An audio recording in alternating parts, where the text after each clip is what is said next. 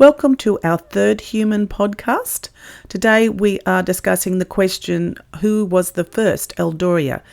There was a question on Reddit. Why does it come up with the word Eldoria for a homegrown campaign? We actually think we were the first Eldoria, but take a listen and see if you think the same. Today we have Keith Doan, the creative director of Eldoria. We have Malcolm Owen, who has GM'd and played in Eldoria for many years. He also does some of the maps you find on RPG DriveThru. We have Alexander Spinays, who is one of the new generation. He has played and GM'd in Eldoria, and every now and then I'll put a guest appearance in. My name is Angela Caffrey, and I have played and GM'd in Eldoria for many years. I'd say I'm probably the second writer, other than Keith Doan, for all the products on RPG DriveThru. Take a listen and see if you agree that we might have been the first Eldoria. If you're also an Eldoria, we'd love to hear from you. The first question we were looking at is, when did Eldoria actually start? And it started at the first role-playing club in Brisbane in the late 70s, early 80s, called Queensland Science Fiction and Role-Playing Club. Quite a mouthful.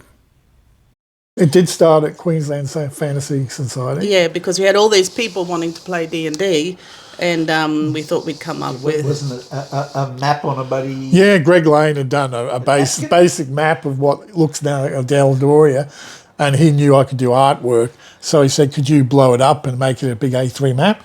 And all he thought I was going to do was do the outline that he'd done, but I ended up just because I'm me, putting names of cities in and everywhere and things like that, and he was really amazed by that, and that's where we started really designing Eldoria from there.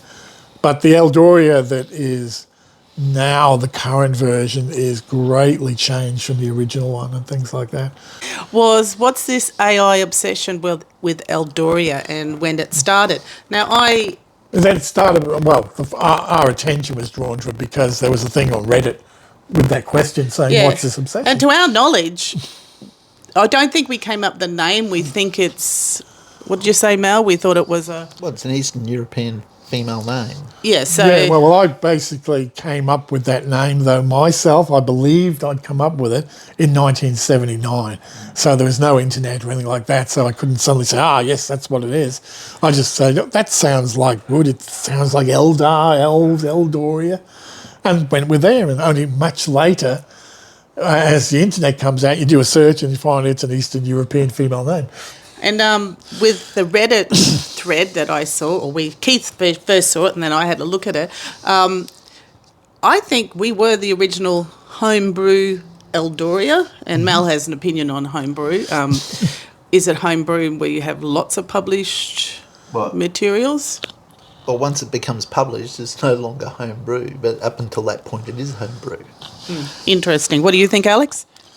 I think it's just a word. Like, it doesn't...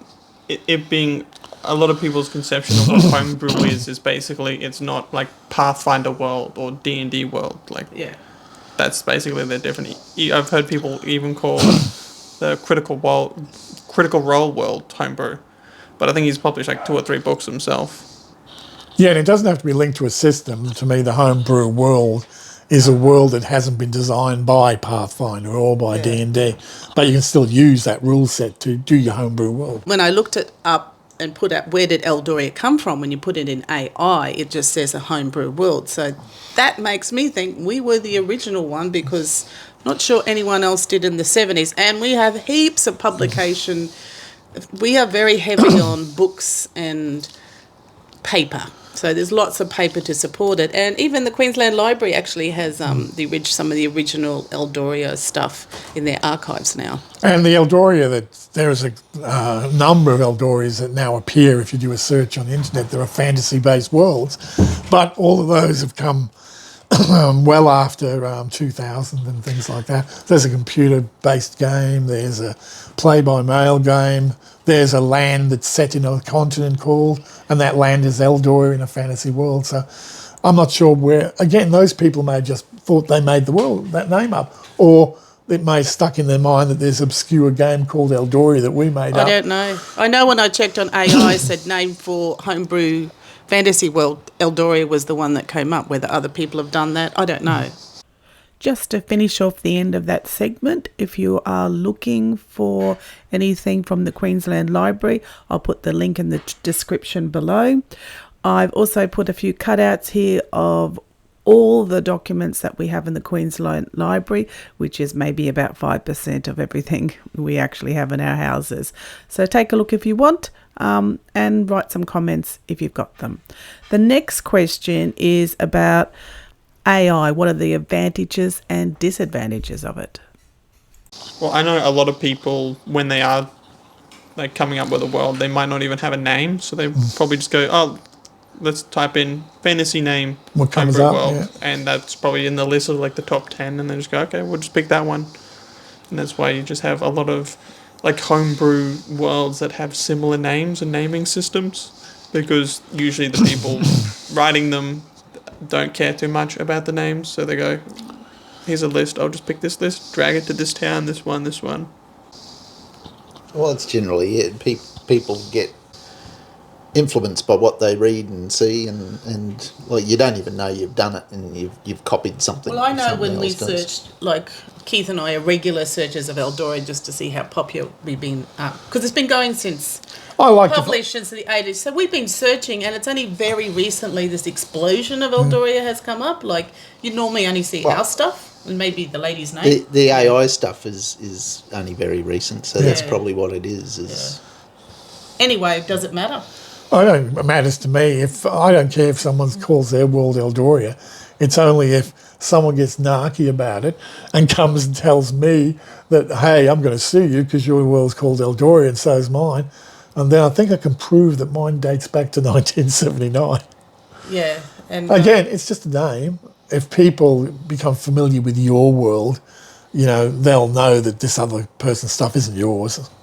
And I guess, the point of me doing this is I just wanted the people to know that we were first, and to do bother looking up our stuff. There's a lot that's available online, which is probably what the AI has been sourcing.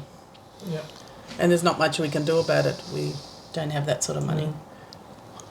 I don't think anyone can stop AI, because Not a lot little, of not people little are- publishers like us. Well, they just scrape the web. yeah, like, Scrape the web. That's what it is. a lot of AI is just how much information can we get off the web for as cheap as possible, and they'll do that, and they'll use that without technically using it legally. Like, they haven't asked permission to use that for their AI system. And we've been experimenting with AI podcasts, mainly, because it's easy to do. And not all of them are great. I go and filter the ones that get it right, because sometimes the AI makes some stuff up when it's doing it isn't right. And the reason why we're doing this real podcast today is the fact that Terry Krause said it sounds like crap because he thinks it sounds just like two marketers talking about your product. Well, that's what it is, really.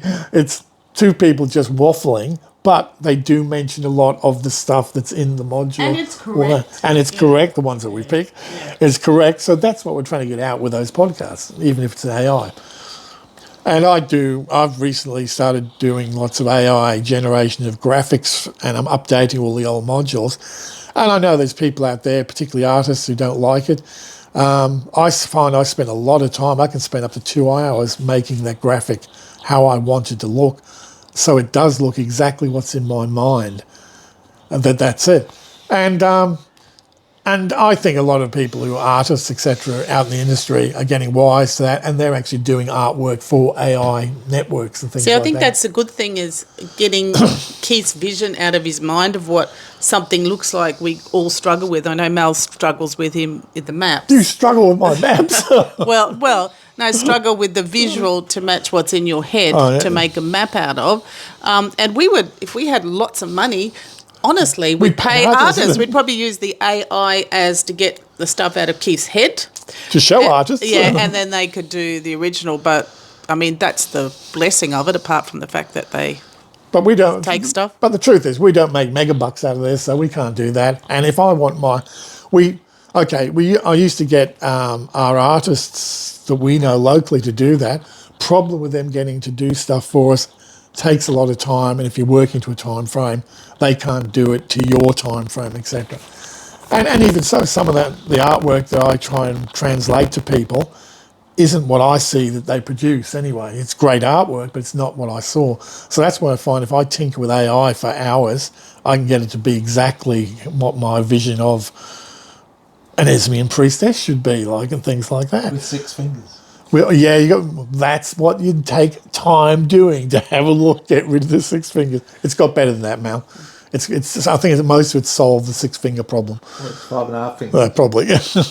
But and the artwork does look. You can set it different ways. I've been doing one that's fantasy RPG style. It looks like your typical Pathfinder D&D artwork, and I've currently gone to one called Flux, which does more realistic looking pictures, but still in a fantasy vein. So we've all been experimenting with AI in that. Oh, except Mal, but Mal, he does maps. I don't think there's an AI map maker. Oh, there are, but they're not very good, I don't find. But Mal's maps are great. Mal's maps are great, and Mal, just tell everyone what you use to make your maps. Paint.net. That's it. Believe it or not, paint.net. So you don't actually have to pay a lot of money. I know people have got quite expensive packages, but they look really good, and they're very accurate. And I think you were basically inspired by Han's maps, were you, Mal? Yes. So I quite like the Han style, yeah. Yeah, Han's great at maps. That's it. Thanks again for listening to our podcast. I have to say it's been really great for the people that have left comments underneath. It was nice to hear some people's first time at role-playing and connecting with people I'd forgotten about and some new people. So if you're one of the other Eldorias, maybe tell us where you got your name and how you found out about it. That'd be really interesting. Stay tuned for our next podcast, and thanks for listening. Subscribe if you can, like if you can, and even better, write a comment. Bye for now.